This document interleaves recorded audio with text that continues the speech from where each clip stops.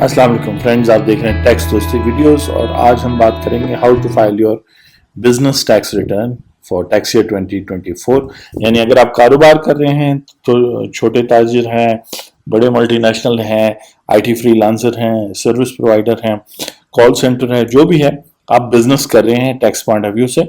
और इस दफ़ा जो है बिजनेस टैक्स रिटर्न में उन्होंने बहुत ही अच्छा किया है और ना सिर्फ गुड्स बल्कि सर्विस बिजनेस को भी उन्होंने एक जगह कर दिया है कि इस दफा चाहे बिजनेस आपका गुड्स यानी ट्रेडर हो, मैन्युफैक्चरर हो, इंपोर्टर हो या सर्विस प्रोवाइडर हो, आईटी सेक्टर में हो या जो है ब्यूटी पार्लर हो, जो भी आपकी सर्विसेज या बिजनेस है, आपको साथ में ऑडिटेड अकाउंट्स वगैरह देने की जरूरत होगी। उस पर बात करेंगे किसी और दिन। आज हम देखते हैं कि जब आप अपने business normal tax return open करेंगे तो उसमें बिजनेस के हेड के नीचे मैन्युफैक्चरिंग होगा। मैन्युफैक्चरिंग में ये जो फर्स्ट कॉलम है ये तो ऑटो जनरेट होता है, यानी यहाँ इनकम या लॉस फ्रॉम बिजनेस टोटल आपके सारे इनकम और खर्चे जब निकलते हैं तो यहाँ फिगर आती है। सबसे पहले जो खाना है वो है नेट रेवेन्यू का, यानी ये खाना भी खुद ब खुद फिल होगा। आपने बेसिकली ये करना है कि ग्रॉस का मतलब होता है टोटल, यानी एक्चुअल डोमेस्टिक सेल्स जो आपने की हैं गुड्स की, या अगर आप सर्विस प्रोवाइडर हैं और पाकिस्तान के अंदर जितनी आपने सर्विसेज दी हैं वो आप यहाँ लिखेंगे। लेकिन याद रखें ये सारी फिगर्स बेस्ड होंगी आपके profit and loss, balance sheet, आपकी फाइनेंशियल स्टेटमेंट, आपके ऑडिटेड फाइनेंशियल स्टेटमेंट्स के बेसिस है।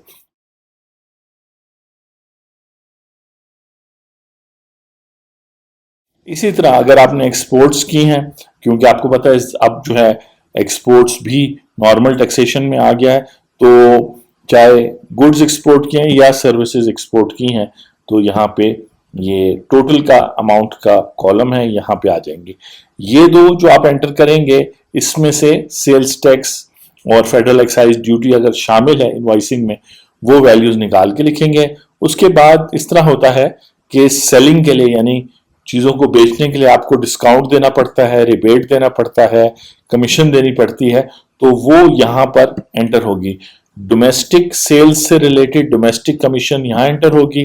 फॉरेन सेल्स यानी एक्सपोर्ट से रिलेटेड फॉरेन कमीशन ब्रोकेज यहाँ एंटर होगी। उसके अलावा रिबेट्स और ड्यूटी ड्रॉबैक वगैरह यानी जो एक्सपोर्ट्स पर आपको देनी पड़ती हैं वो यहाँ पे एज एन एक्सपेंस एंटर हो जाएंगी। तो यहाँ पे नेट फिगर जो है वो खुद ब खुद आईआरएस जब आप कैलकुलेट का बटन दबाएंगे तो कैलकुलेट कर लेगा। सिंपल है।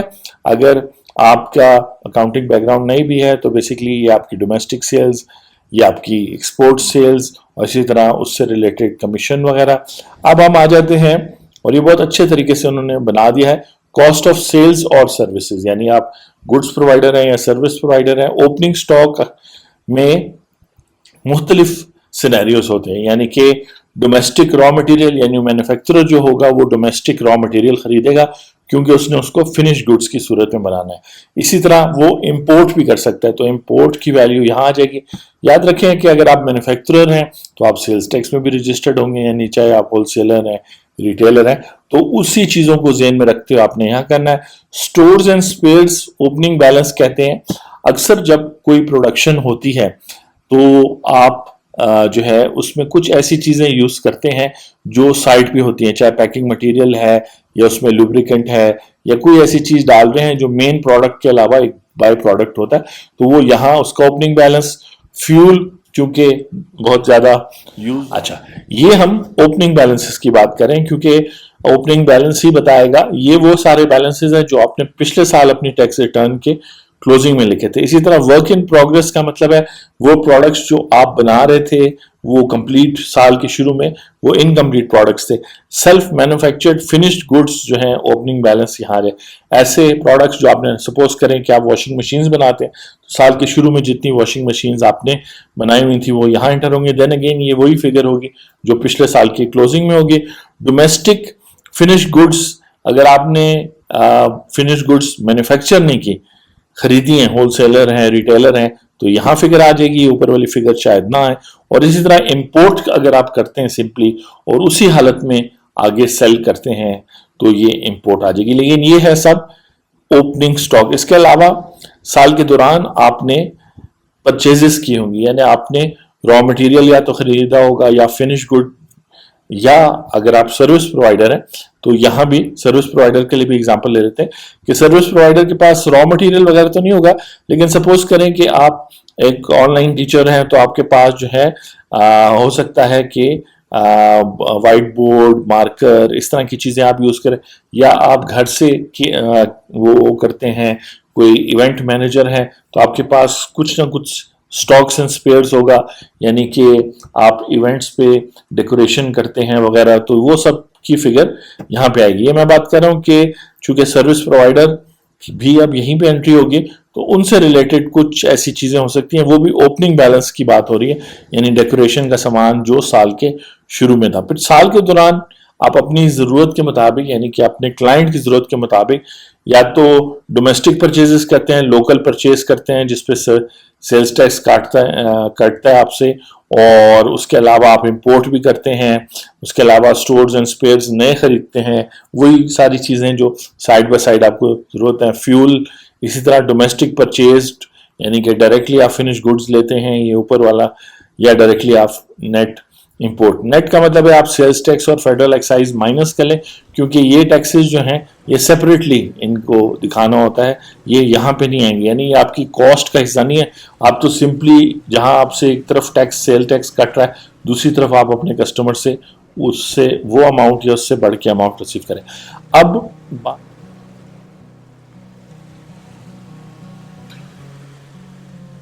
बात ये आती है कि ओपनिंग स्टॉक आपने डाल दिया, नेट परचेजेस आपने डाल दिया, पूरे साल में जो स्टॉक आपके बिजनेस में इन हुआ है, अब जो स्टॉक आउट हुआ है और फिनिश गुड्स बना है जिसको फिर आपने सेल किया है वो यहाँ पे एंटर करना है, और ये टोटल का कॉलम चलता आ रहा है।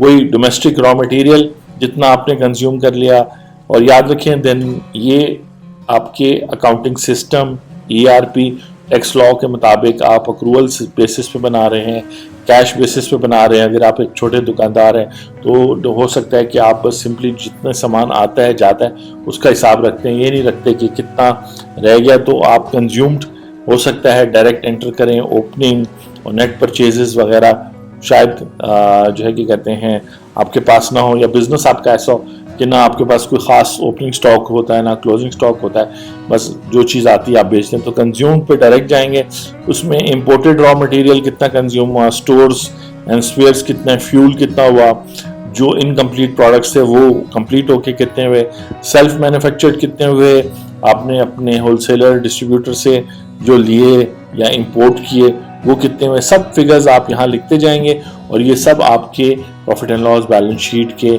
नोट्स, अकाउंट से होने चाहिए। तो इस दफ़ा ज़रूरी है कि आपने ये सारी चीज़ें किया।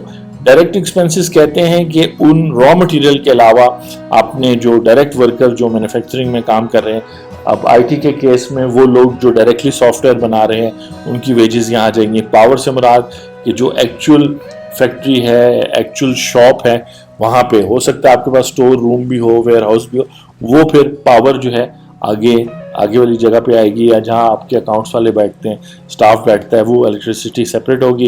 पावर से मुराद इलेक्ट्रिसिटी, फिर गैस की वही बात के प्रोडक्शन से रिलेटेड, या अगर आप सर्विस प्रोवाइड कर रहे हैं, रिपेयर मेंटेनेंस, अगर आप वर्कशॉप हैं तो फिर आप सर्विस प्रोवाइडर भी हैं, लेकिन साथ साथ आपके पास कुछ स्टॉक भी होगा, यानी कि आपने जो है स्पेयर पार्ट्स वगैरह, गाड़ी के टायर के रिपेयर वगैरह की चीज़ें, फ्यूल वगैरह सब रखी होंगी। साथ साथ आपकी ये लेबर भी होगी जो काम करेगी।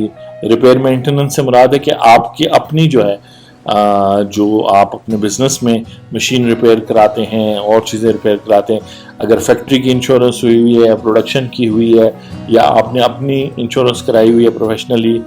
रॉयल्टी आप समझ सकते हैं कि अगर आप किसी और का प्रोडक्ट बना रहे हैं उसकी इजाज़त लेके, तो जो पेमेंट आपसे कर रहे हैं वो भी डायरेक्ट एक्सपेंस है।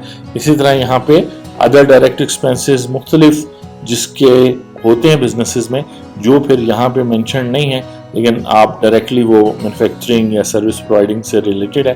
फिर अकाउंटिंग, क्लोजिंग स्टॉक जो आप यहाँ लिखेंगे बड़े गौर से लिखना, इस क्लोजिंग स्टॉक का कोई ना कोई रिलेशन होना चाहिए आपके सेल्स टैक्स के रिटर्न्स के साथ। जरूरी नहीं कि सेम फिगर हो, क्योंकि जैसे बैंक में भी डिफरेंट फिगर होती है और आपके पास जो बैंक का लेजर होता है तो आप रिकंसिलिएशन करते हैं तो रिकंसाइल हो सके चाहे रॉ मटेरियल है, चाहे फिनिश गुड्स है, वर्क इन प्रोसेस। जब आप ये सारा कुछ एंटर करेंगे और कैलकुलेट दबाएंगे तो ग्रॉस प्रॉफिट और लॉस यहाँ पे आयरस खुद कैलकुलेट करेगा, और चूंकि वो ग्रॉस प्रॉफिट एंड लॉस जो है इस इनकम फ्रॉम बिजनेस से मिलता होगा, उसके बाद जब आप अदर रेवेन्यूज और मैनेजमेंट और एडमिनिस्ट्रेशन की फिगर्स डालेंगे तो तब ये इनकम फ्रॉम यहाँ डिफरेंट होगा।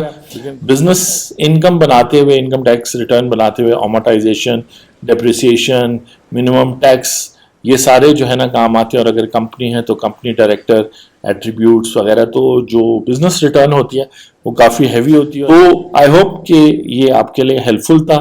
हमने बात की कि इनकम टैक्स रिटर्न कैसे फाइल होती है, और उसमें मैन्युफैक्चरिंग ट्रेडिंग में आप सर्विस बिजनेस हो आपका या आपका गुड्स का हो, एक ही जगह पे आएगा। मैं हूं आपका टैक्स दोस्त और टैक्स होस्ट एंथनी विलियम्स।